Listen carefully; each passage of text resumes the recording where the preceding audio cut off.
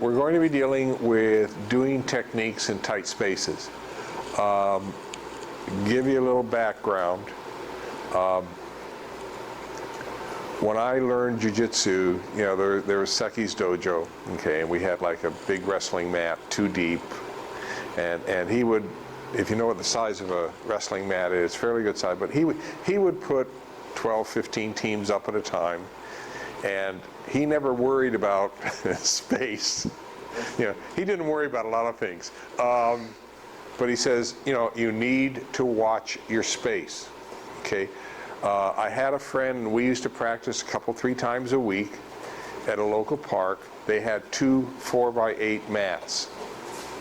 That was it. We learned how to do every throw that's there and in the big book, what have you, on those 2 mats. We learned that if we did certain throws, we had to start it in the corner, because a person, if we did it right and we kept holding, they would end up in the other corner. We learned how to control our space. And it's something that Seki very strongly believed in, controlling your space.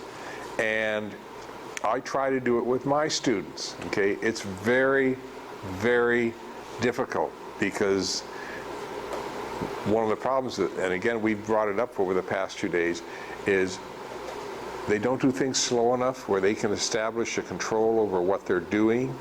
And if they could control what they're doing, they wouldn't use as much space. It's like slow equals smooth equals fast, okay? And so it's a really difficult concept for students to get. And one of the things you really need to work with the students to make, as much as possible, they need to constrict their workspace, okay? Out on the street, they're not going to have, unless they're really in the middle of some field, they're not going to have a lot of space. They're going to be cars, trash cans, fire hydrants, newspaper stands, plate glass windows, which are probably plastic today, other things, okay? And all of these, you know, on the one hand, they're in the way of keeping, you know, for you doing a nice technique, because you can't move around that much. The other side is that they're excellent opportunities to enhance whatever technique you're doing. Because if you can throw someone into, for example, just a plate glass vinyl window, the shock of that may set off a burglar alarm, okay, which in some communities will get the police, in other communities, mañana.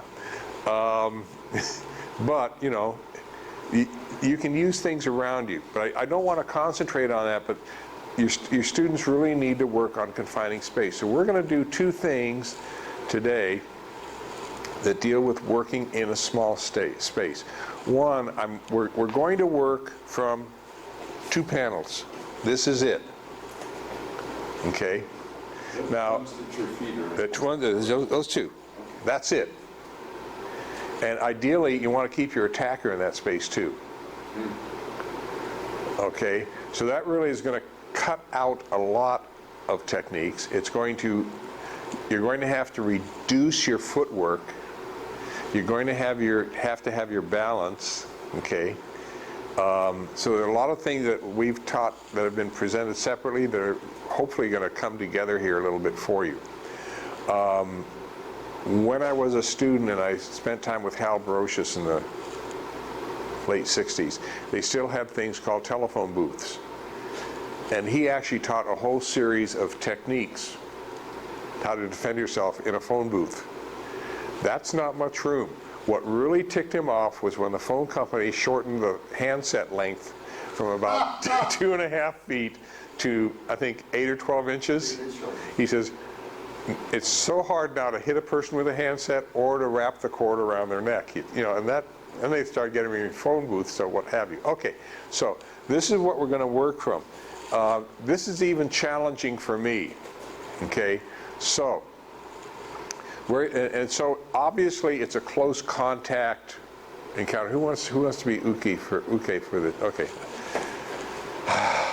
Poor Logan, he gets picked up.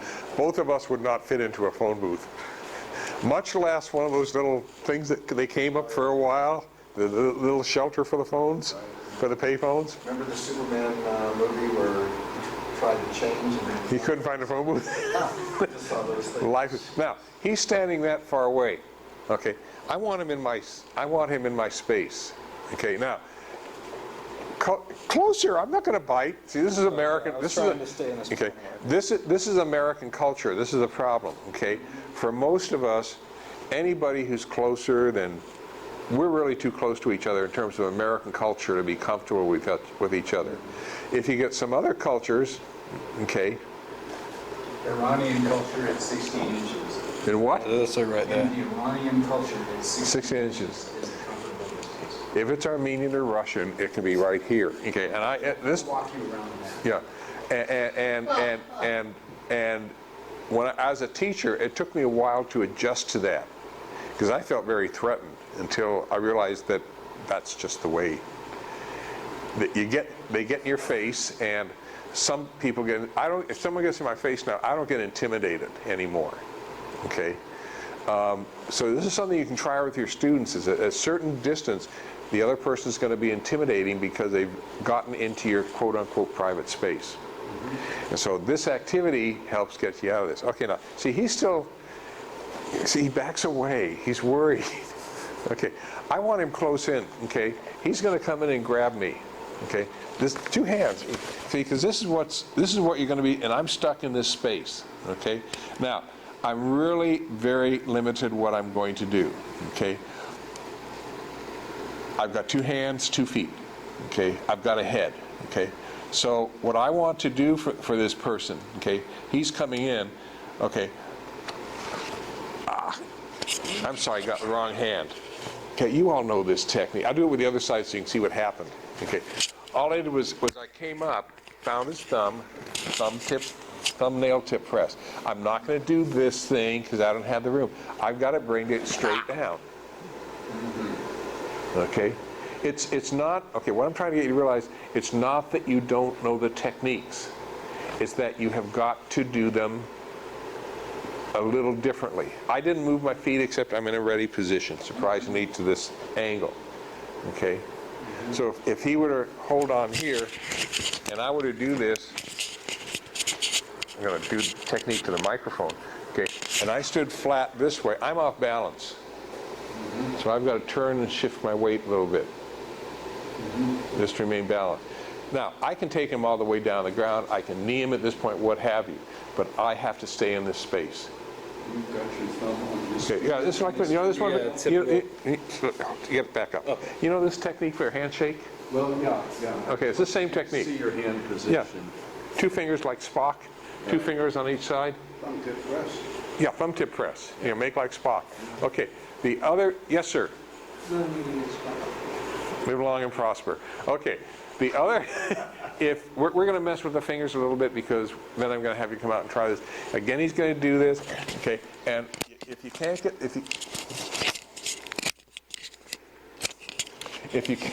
if you can't get the thumb, okay, and you can get a finger, just go for a finger.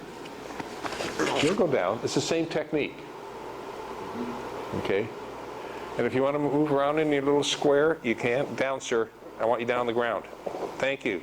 Okay, use some verbal commands. Okay, that's just being fun. But I want you to realize, you know, it's not, you aren't going to have these, you can't do these big movements. You can assume you have, 4 walls around you or 3 walls, almost. If, just another one for the fun of it, he's going to grab hold, knee in. Okay, now, cabeza, head, okay? We're just going to come in, and we can't do this nice big circular one because that's going to cause me to probably step out. So what you have to do is you need to bring this down into your center, okay? Okay, and I'm up after you came in, but if you bring it down to your center, not out, because you can't really move this foot away. So I want you, we're just going to start off with a double grab, and I don't want this friendly, like, I don't want to touch your gi because you've been wearing it for 3 days and it could walk out of this dojo on its own, okay?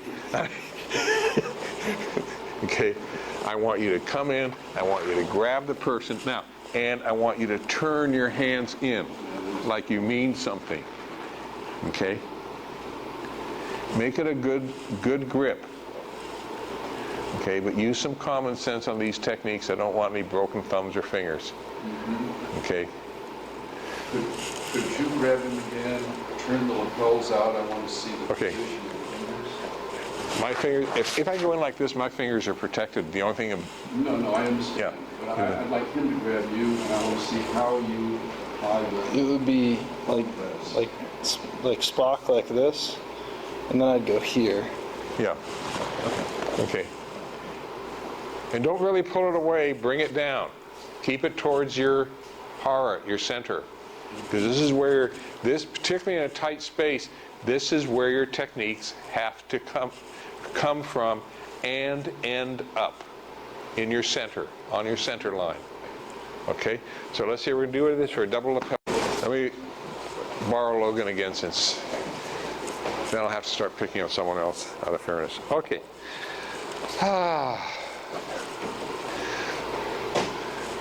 He's going to come in. He's not just going to hit me.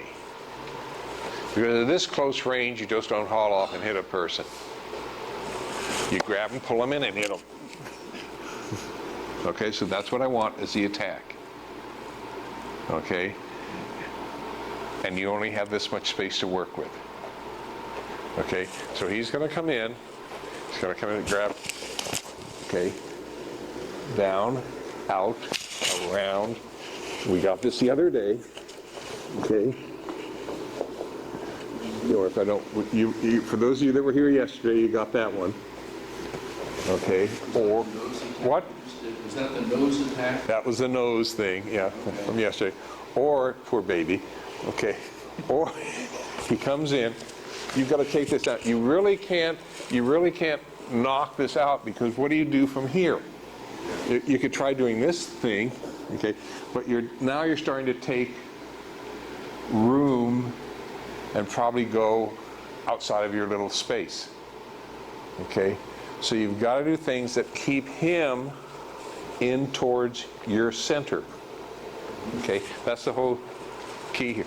And it's going to be the reason we're working here now, and we're eventually going to get to the corner, is once you're stuck in a corner, you have lost 3/4 of your body movement.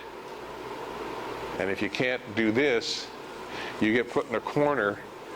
There are some advantages to being in a corner, but if you can't do this here, you're going to be in a lot of trouble if you're in a corner. Okay? Because in a corner, everything has to be brought into the center as well.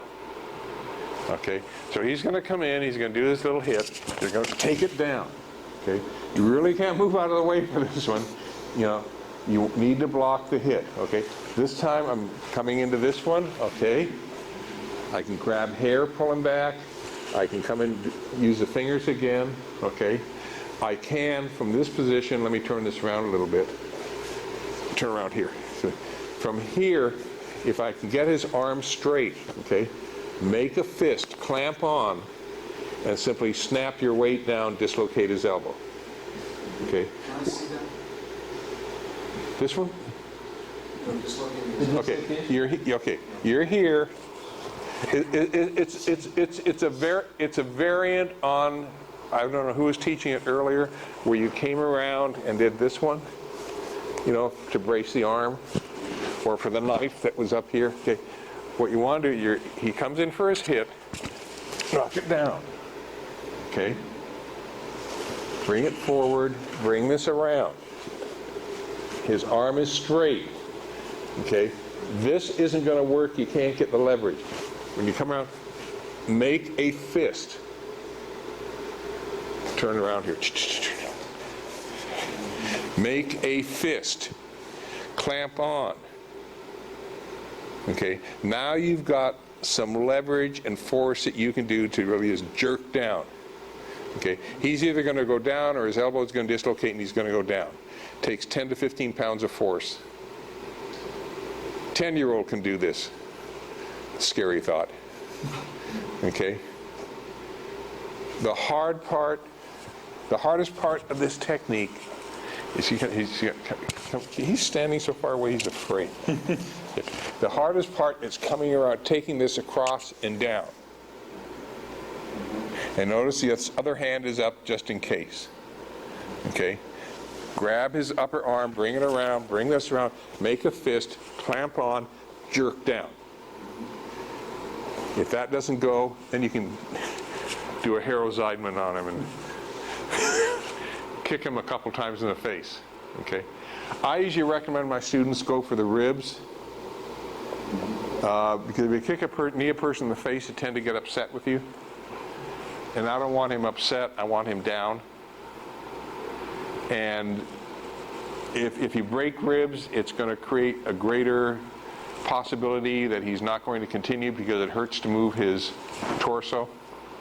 Then again, if you knock him out, it's irrelevant. That's the hand behind the head? This? Yes. You Bring could- it down like that as I bring the knee up. Yeah, but then I'm losing my control of this. And this to me is most important because this is what's keeping him down. Okay? In the act of doing it, as you're, If you're going to clamp on here and hit down, you're not going to have time to grab. just as you're rolling, once his head's down, it's good. If he comes in, you're down. You could do this, but now, With the knee at the same time. okay.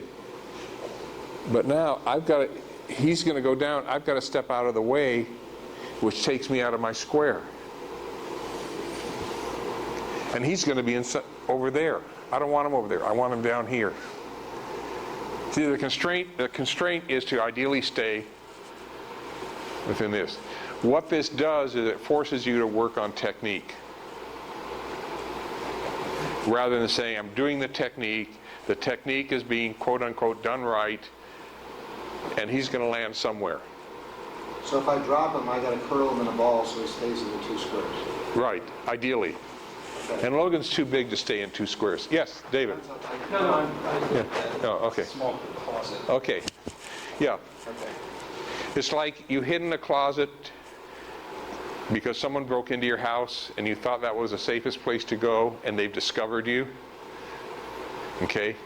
Which is really stupid because if someone breaks in your house, what should you do? If I can, break out the other direction. Yeah, you get out of the house, go next door someplace, and then call the police. And for those of you who have kids, we did this in public schools. You know, we used to have the drop drills when I was a kid in case of nuclear attack, because we thought we'd drop, duck, and cover. And that became the earthquake drills that are today. Okay, same thing. Okay, except one of the things they did was drop, get under something, and hold on to it. Because those things move. From the 71 quake up in Sylmar, we learned that the furniture moves. And if you get under the furniture and it moves. But anyway, where was I before I got really sidetracked here? The fist on the, No, yeah. had the fist.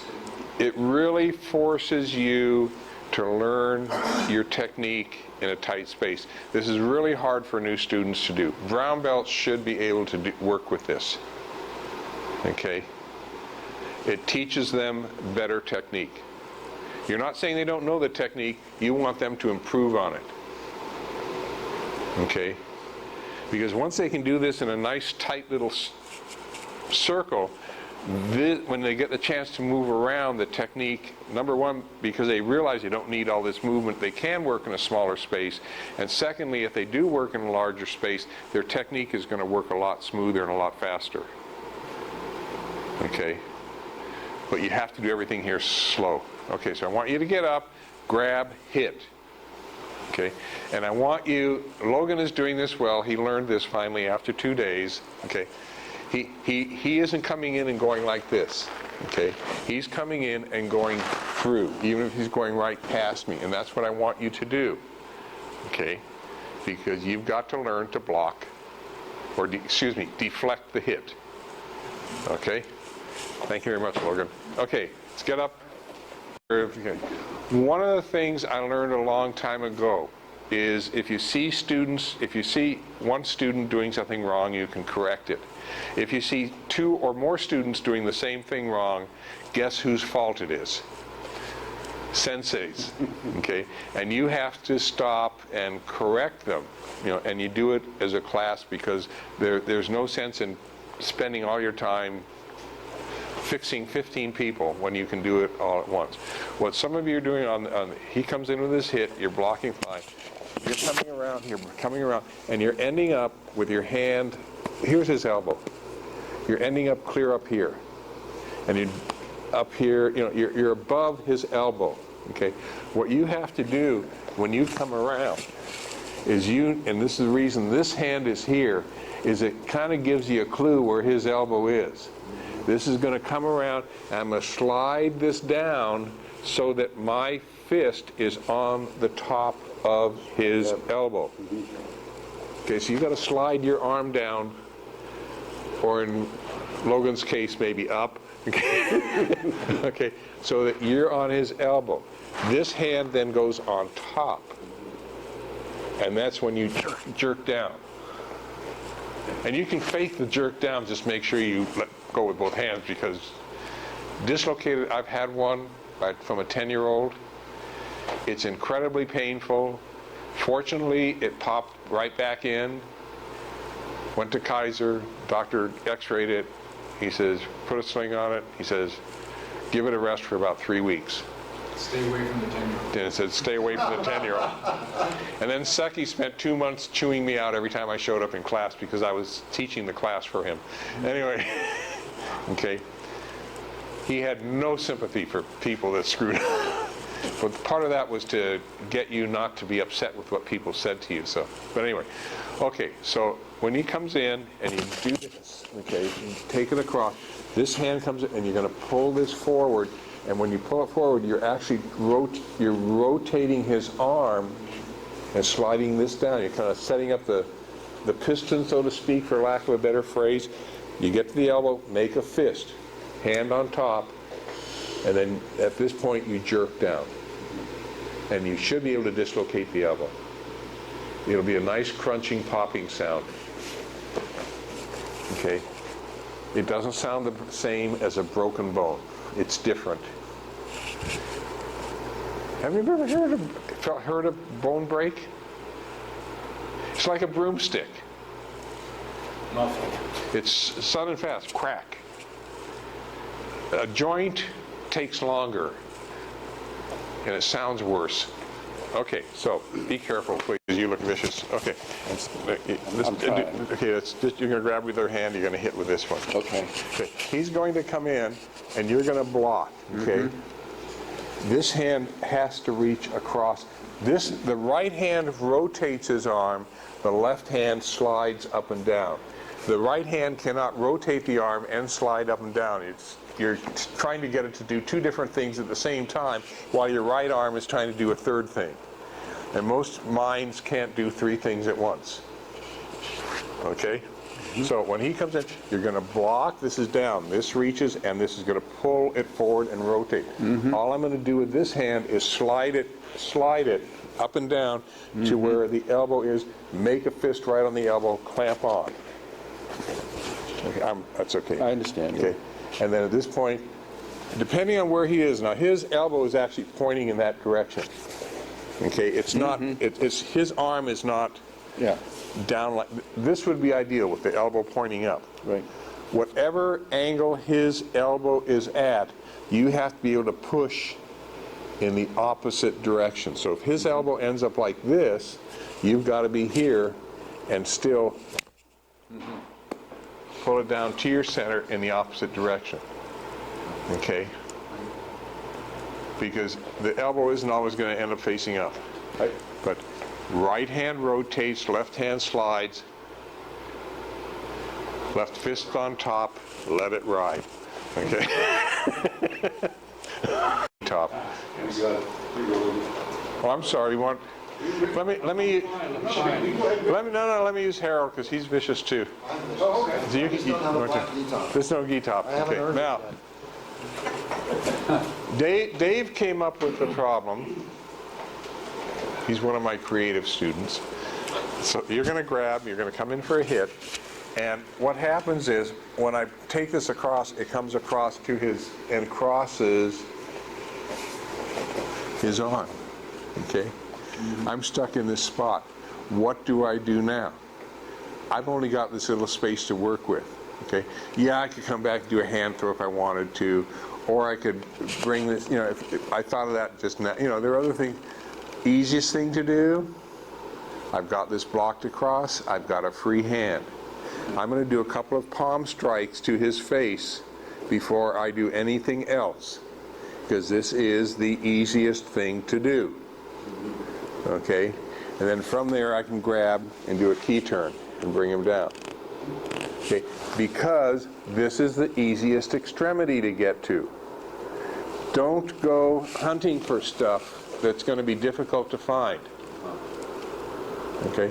Or if he comes across, I can come around and give him a couple elbows in the face. Okay? Which is going to be worse than a palm strike. But you go for the easiest target. Because people that break the law always look for the easiest target. Okay? So you want to, you know, there is some wisdom to their thinking from UCSQ, University of California, San Quentin. Anyway, so a lot of good stuff comes out of there. I mean, not really, but okay, got to do something with their lives. Okay, okay. The other issue was what happens. He comes in, he does his hit. You come around here, you're going to do this, and he bends his arm. Okay? You're not going to spend your time trying to straighten this out. You're going to do a Ziedman, knee in. Okay? That may allow you to straighten the arm out, then you can do your thing. Okay? That's a distraction. Okay? In here, you can come in. What you actually can do from here, you have this here, and we're used to, you know, you step forward and take the person down, and it's a nice takedown. There's another way to deal with this problem. Okay? My hand is here. It's not going to be a knife edge. It's going to be flat, not around, flat. I'm going to put my hand here, and I'm just going to quickly put all my weight downward. Same as I would do to the elbow. It may not break anything until he hits the ground, but it's going to be extremely painful for him. It may take out his shoulder, but that's his decision because you have to deal with what you get. Okay? As Seki said, you always help your attacker. You never fight him. Okay? Help is a 4-letter word. Fight is a 5-letter word. That's more complicated. Okay. Hi. So I just want to get these to you. Okay. Going to do a technique for a knife attack, and this actually, yeah, I can use you. And this is a question that actually someone sent me an email on. They said, "What would you do for?" Okay, and so I had to think about it a little bit because there are certain, many techniques or attacks. You have a whole slew of different things you can do. There are some attacks where there really aren't too many options. Okay, this is essentially a side wrist lock. Okay, or side wrist lock break. That's what it's going to end up being. He's going to be grabbing me with his left. Right hand, grab the knife this way. This way? It's going to be at my throat. Oh. This is the attack. Okay? This is not a good attack. Okay? I cannot go this way and turn. I'm going to get cut. Okay? I cannot go this way and try and do a hand throw. I am going to get cut. I have got to get the blade away from me. Okay? I cannot go this way. I will get cut. Okay? So I don't have too many options. So here's what I came up with, and if you find another way, let me know. Okay. You're here. You're going to come in. This is going to come down, and the reason I'm putting it in a small space is because it is all done in a small space. This is going to come down and into you, against your chest. This hand is going to grab his hand, turn it sideways. You're not going to take it away from you, just turn it sideways and grab on with the other hand. And at this point, you're going to, Yeah, I don't want this. you don't want this. Okay. I know You're gonna what's coming. Bring this down against your chest and lower your center of gravity just a little bit, and that will break his wrist. Okay? From there, you can kick him in the groin or do whatever else you want to him, wrist lock, takedown.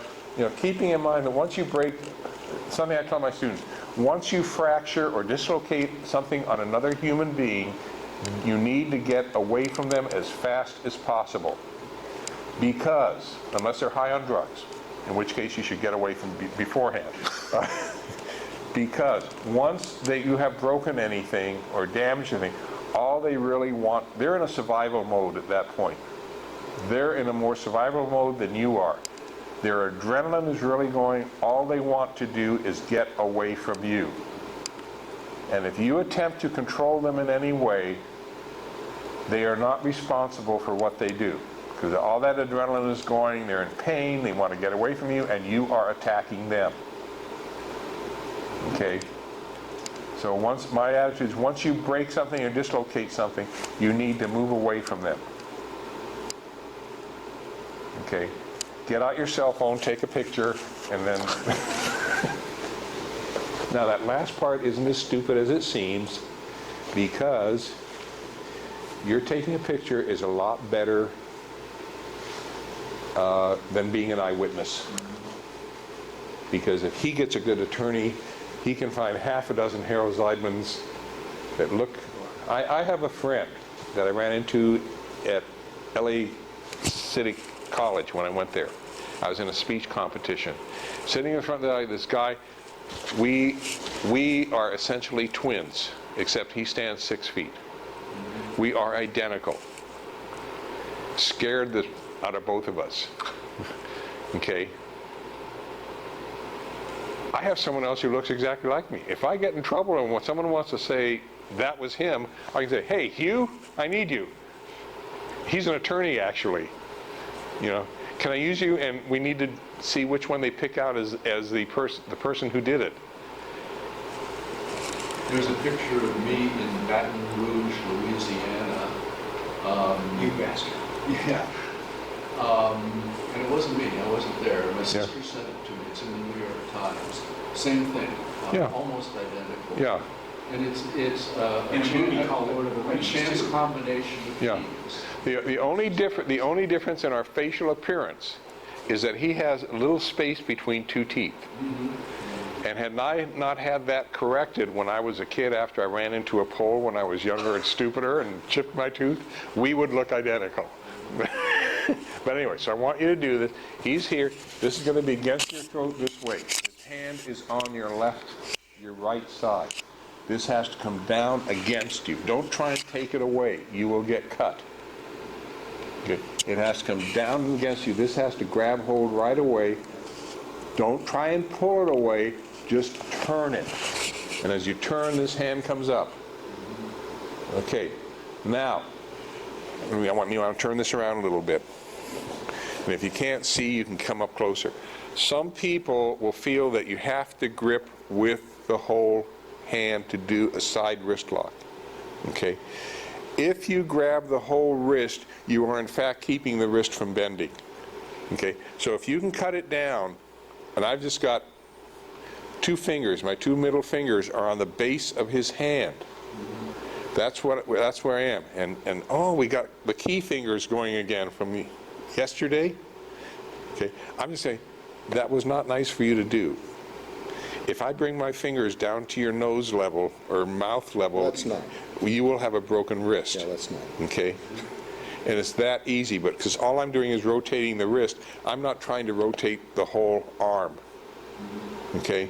So it's really critical. Keep this down if you can to 2 fingers apiece. If you've got really big hands, sometimes you can cut it down to 1 finger from each hand.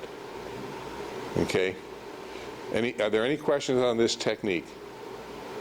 And again, it's against your chest. All you do to execute the break is just lower yourself a little bit. You don't need to step back. You can step back if you want, but that's not really very good to do, okay? So let's try this a few times a piece, then we got to get into a corner because we're running out of. If the person, it's the same attack, but rather than, what was it? Rather than this way, okay, they have it this way, okay, and he's holding on, okay. You now, let me turn this around techniques. I think we showed this last something. Your best bet now is as you need to hit this as you turn your head away. Really important to turn your head back and away. Then you're going to come in, got the hand, all you're going to do is basic hand throw, okay? And if he cuts himself across the neck because he was dumb enough to use a double-edged knife, okay, make sure your prints are not on the knife, okay? And you're working from a state of mushin, so you're not going to know what you've done anyway, okay? Which reminds me, if you ever end up in a street situation, and police departments, they have a, you know, because of the legalese of what goes on, they have an incredible amount of paperwork they have to do for anything. I mean, it's unfortunate, but on the other hand, maybe it's realistic. They will want a statement from you right away. What did you do? Okay. I learned this way back in high school in driver training. If you're in an accident and the police want a statement from you, correct. You need to go home, calm down, and then write down what you think happened and rewrite it as often as necessary so that you're happy with what's written down. Okay? Do not tell anyone that you have written anything down, because that can become evidence that can be used against you. It's discoverable. It's discoverable, okay? If you want to, destroy that paper, because it's just, all it is your thoughts, okay? Then you can go to the police and say, this is what I believe happened, okay? This is what I think I did in response. You know, I can't guarantee it, I don't know for sure, but this is what I think I did. It all happens so fast. It all happens so fast, and it does. Okay, I've had about 3 or 4 students that have been in street situations. I've been in a couple. It's over in, you know what? It's over in under 5 seconds. That's how fast it goes. Whether there's a physical confrontation or not, it's over in that little time. If you have your act together. Okay. And you really, for the most part, have no idea what happened, okay? So if he slices himself across the throat because he wanted to help himself, and he wanted to take the knife back away from you, you know, he was resisting what you were doing. Because the proper way to do the technique is out here, and you just break his wrist, maybe. Okay, but anyway, okay. Let's move into a corner. And the camera person is going to have to move. We're going to use that corner, and this corner. The only reason I don't want to use that corner is we don't want to damage the fire extinguisher. Okay? This is what we want, you tight in the corner. Paul, who has been nice enough to volunteer, is going to be holding me. He's going to be pushing me into this corner. You're going to push me in. He's better than the knife. Well, here, in case you need to use it. Okay. Okay. He's pushed me into this corner. Okay. My hands come up. Okay. Now, the hands are he's pushing me and he may be jerking me back and forth, you know. And this is a bad place to be because I can't really turn to my right. I can't turn to my left. I can, however, kick up. Okay. And the reason you can kick up is because the wall is providing you with support. So your first response is get your back flat against the wall. Notice my leg is out a little bit. I'm not trying to stand straight. If I try to stand straight and kick, you really can't do it. So you got to slump down a little bit. Now you can kick. Okay, now he comes in, and now you've got a little more movement. You can do whatever you need to do. Okay, you can shift corners a little bit. At this point, I would probably grab his hair or ears, bash him against the wall a few times, and then take him down with a wrist press. Okay, you got to keep it simple. The easiest target. You've got two things really nice here that you can use as impact tools. Okay. And you know, you're in a really bad position here. So I don't really care what technique, what you have to do, okay, the rule basically is, if I'm in here and I can't do it, even if I get out of here, I can't really do a hand throw. The wall is in my way, okay?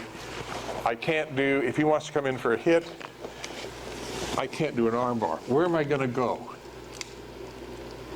Okay, you can't do anything outward because you're stuck with this. But you can go either inward or across. That you can do. So if he wants to come in for a hit, okay, and I can come in, okay, I can do it because I brought him into the center, okay? So what I'd like you to do, I'm going to give you about 10 minutes or so, and I want you to trade off with each other. I want, and this has to do generally how I try to get my students to train too. When students are learning something, don't have them go back and forth. The reason is because if they go back and forth, they don't get to establish we said it before, mind, body, or body, mind. They don't get to establish a brain pattern. Have one student do it 3, 4, 5, 6 times a piece and then change to the other person, because they have to have time for the repetitive practice, okay? It's so important, okay? When a baby tries to walk, they don't take one step, fall, and then mommy says, okay, let's go do something different. And dad's going to say, oh, this is cool, he fell, let's put him back up, see what happens the next time. Well, the camera, let's see what happens. That is actually reinforcing the learning of walking, because it's being repeated, okay? On the other hand, if you see a student making mistakes, you don't let them keep making the mistakes, okay? But, so, one person with their back in a corner, do the same attack about 3, 4 times, then switch, do the same attack, then pick another attack 3 or 4 times, okay? And you'll begin to see which techniques, if you work towards the center or across, the techniques are going to work. If you try and do anything to the outside, you don't have the room to do it. Also keep in mind, if you're against the wall, slouch down a little bit so that your back is against the wall, so that it is supported. Because again, it has to do with your balance. I'm balanced here. Well, it's physics also. Yeah. Because think about where your center of gravity is. Right. If you're straight up against the wall, physically you're totally off balance. It's like putting your side to the wall, Right. and then trying to pick up your outside foot. Right. You can't do it. No. It's the same situation. Right. So this, that's why bring yourself down a little bit. So, and this foot braces you against the back. So that's your, cool. I can stay here all day. Okay. The wall to do techniques. What I would like you to try, okay, is lower your center of balance a little bit so that you have just one leg that's supporting you, okay, and the other leg you could take off and toss across the room. But I want you to see how many techniques, or what techniques you could do just being on one leg with the wall supporting you. Okay, because this is critical, because it's like I always tell my students in Jiu-Jitsu, you have to do this by feel, not by looking, okay, not by explaining what you're going to do. It has to be by feel, because in a street situation, that's the only sensation that you can really rely on, whether something is working or not. And if you can play with this and see how the wall, what its limitations and your limitations are, then you will be, I think you'll be amazed at how much you can do with that wall supporting your back. Besides, nobody can attack you from behind. Unless it's, what's the big green guy? Yeah. Dog. I want to mention, and I want to compliment Dave Squared over there in that corner. The Dave duo. They were actually doing some nerve attacks.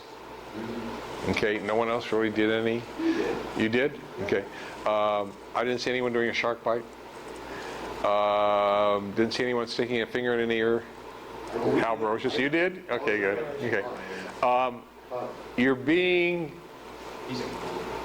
for the most part, very nice to each other. I run into the same problem in the dojo.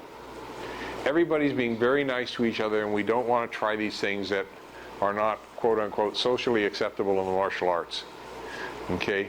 But one thing you have to realize, and it's a difference between, the difference between self-defense and martial art. Okay?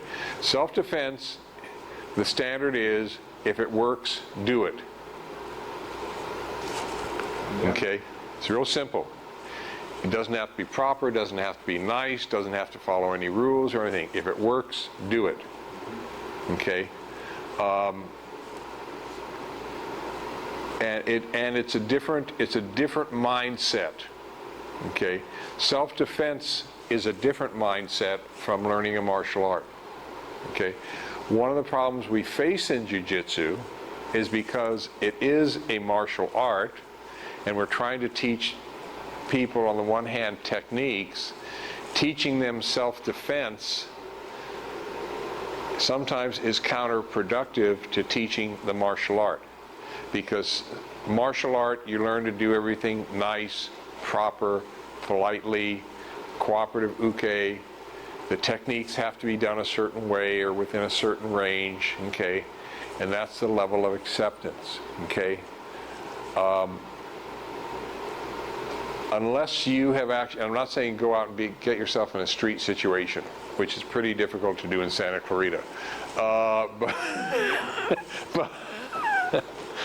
But people who have been in street situations, okay, and unfortunately the laws today, I'm not going to say the laws, but the legal system today is such that it's very difficult in a dojo to be as realistic as we were back in the 60s, okay, without getting sued. And other states, you know, oh, are you stupid enough to take a martial art? The judge says, yeah, you got hurt, tough luck, okay. California, New York, and a few other states, doesn't work that way, okay. So it's difficult for us as instructors to be as realistic as we would like to be. Okay, and that's a downer, because the only people that really value the realism are people who have been in street situations, who realize that it's not about being nice, etc., etc. It's about what works. Okay, and that's a different mindset. And I, even as an instructor of 49 years, I really don't know how to do that. If I had the money, I need to win the lottery or something like that, the big one, not the California one, I would design a dojo. And I know there are some professional ones where they have, hallways and dark rooms, etc., and you can run through, they run you through that, and they have attackers, and that would be it. Years ago when I taught self-defense at Valley College, the final exam was, and the class was held at night. The final exam was for the students to walk across the campus. That was the final exam. Okay? Singly. What they did, and I had some of my, again, this is back in the 70s where, people were, a little more wild about it. I had several black belts that came that last night. They were attackers. They were in street clothes. They had a white band or tape around their head, on their wrists, across the back there, so that the whomever was in the class, if they were attacked, they would know this is at least a person from the class, you know, a black belt, so they, you know, not go whole hog. Okay. Campus security also knew about it. If you ever do something like that, you have to you have to let people know. Okay.